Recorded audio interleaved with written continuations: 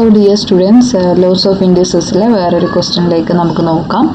That is, if a raised to x equal to b raised to y and that is equal to ab, and prove that 1 by x plus 1 by y that's equal to 1.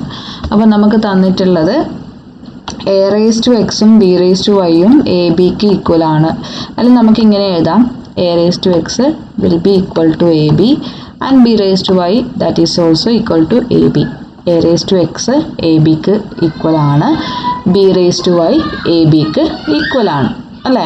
ഇനി നമുക്കിവിടെ a raised to x equal to ab എന്ന് തന്നാൽ നിങ്ങൾക്കിവിടെ കാണാൻ പറ്റും x square equal to y എന്നുള്ള രീതിയിലാണ് അല്ലേ. X raise to 2 equal to y. അപ്പം എന്താണ്, അല്ലെങ്കിൽ x square equal to n എന്ന് പറഞ്ഞാൽ, അല്ലെങ്കിൽ x raise to n equal to y എന്ന് പറഞ്ഞാൽ അവിടെ nth റൂട്ട് ഓഫ് വൈ എന്നുള്ളതാണ് എക്സ് എന്ന് പറയുന്നത് വരിക അല്ലേ.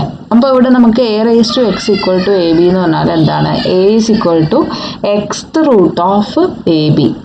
ഈ എക്സ് എന്തായിട്ട് മാറും, ഇവിടെ 2 ആണുള്ളതെങ്കിൽ, എക്സിൻ്റെ പവർ എക്സ് ഈക്വൽ ടു 2 ആണെന്നുള്ളതെങ്കിൽ അവിടെ എക്സ് ഈക്വൽ ടു 2 എന്നുള്ള രീതിയിൽ സ്ക്വയർ റൂട്ട് വരും. അപ്പോൾ എക്സ് ഇടേണ്ട ആവശ്യമില്ല, square root of A B.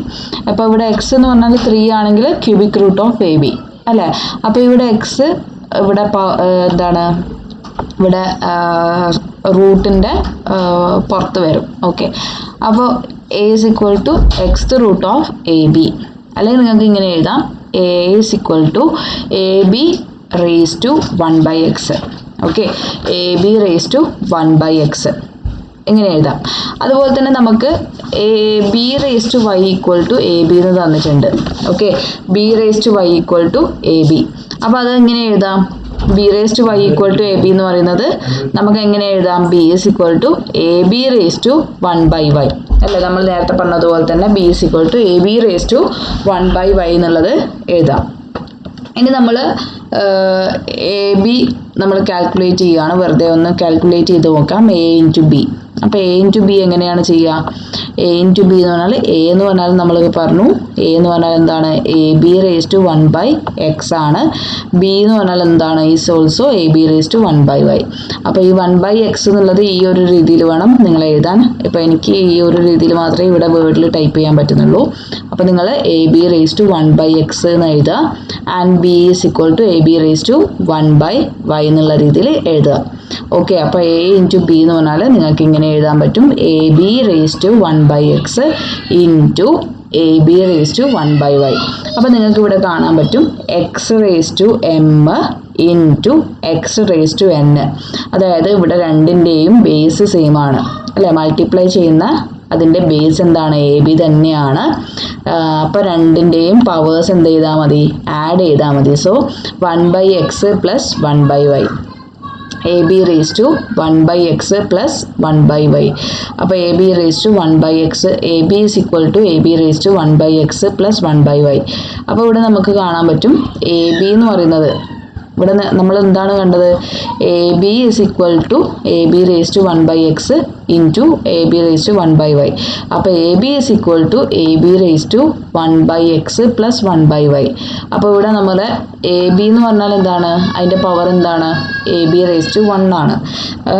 A B raise to 1 ആണ് എ ബി അല്ലേ. അവിടെ പവർ 1 എന്ന് നമ്മൾ കൊടുക്കില്ല. അപ്പോൾ ഇവിടുത്തെ പവർ ഏതാണ്, 1 by x plus 1 by y. അത് നിങ്ങൾ ഇങ്ങനെ തന്നെ എഴുതണേ, 1 by x plus 1 by y ആണ് ഇവിടുത്തെ പവർ. സോ അവിടെ നമുക്ക് കാണാൻ പറ്റും എ ബിയുടെ പവർ 1ഉം ഇവിടുത്തെ എ ബിയുടെ പവർ എന്താണ്, 1 by x plus 1 by y. അപ്പോൾ ഇവിടെ രണ്ടിൻ്റെയും ബേസ് സെയിം ആണ്, അപ്പം പവേഴ്സും എന്താണ്, സെയിം ആയിരിക്കും അല്ലേ. പവേഴ്സും എന്താണ്, സെയിം ആയിരിക്കും. So 1 equal to 1 by x plus 1 by y. Since the base are same, base അവിടെ സെയിം ആണ്, ബേസ് അവിടെ സെയിം ആയതുകൊണ്ട് തന്നെ നമുക്ക് പവേഴ്സും സെയിം ആയിട്ട് നമുക്ക് എഴുതാൻ പറ്റും. അങ്ങനെ 1 ഈക്വൽ ടു ഇവിടുത്തെ 1 ആണ്, ഇവിടുത്തെ എ ബിയുടെ പവർ 1, ഇവിടുത്തെ എ ബിയുടെ power 1 by x plus 1 by y. അങ്ങനെ രണ്ടും ഈക്വൽ ആയിട്ട് നമുക്ക് എഴുതാൻ പറ്റും. അപ്പോൾ ഇവിടെ powers are same since the base are the same. അപ്പോൾ ഇവിടെ നിങ്ങൾ ഏത് ക്വസ്റ്റ്യൻ ചെയ്യുമ്പോഴും നിങ്ങൾ ലോസ് ഓഫ് ഇൻഡീസസും അതുപോലെ തന്നെ വേറൊരു കാര്യം നിങ്ങൾ നോക്കേണ്ടത്, നിങ്ങളുടെ എന്താണ് ക്വസ്റ്റ്യനിൽ നിങ്ങൾക്ക് പവേഴ്സ് സെയിം ആക്കണം, അല്ലെങ്കിൽ ബേസ് അവിടെ സെയിം ആക്കണം. ഈ കാര്യം ചെയ്താൽ മാത്രമേ നമുക്കത് ആൻസറിലേക്ക് പോകാൻ പറ്റുള്ളൂ. So thank you. നിങ്ങൾ നോക്കുക കേട്ടോ, നല്ല രീതിയിൽ വീഡിയോ നോക്കുക. Okay, thank you.